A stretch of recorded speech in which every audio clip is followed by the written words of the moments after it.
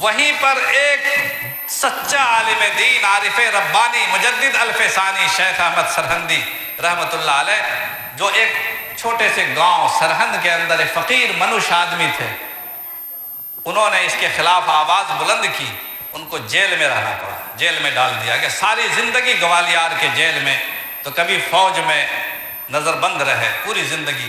اس زمانے مجدد الفسانی کو کوئی نہیں جانتا تھا۔ شیخ احمد سرہندی جیل کی سلاخوں میں ساری زندگی گزار دی، حج کرنے کی تمنا دل میں تھی، حج بھی نہ کر سکے۔ وفات سے 1 سال پہلے ان کو جیل سے چھٹی ملی، جب ہزاروں بیماریاں ان کو لگ چکی تھی۔ 1 سال کے بعد ان کا انتقال ہو گیا۔ بیچ میں ان کے بڑے ایک جوان لڑکے، ان کا انتقال ہوا۔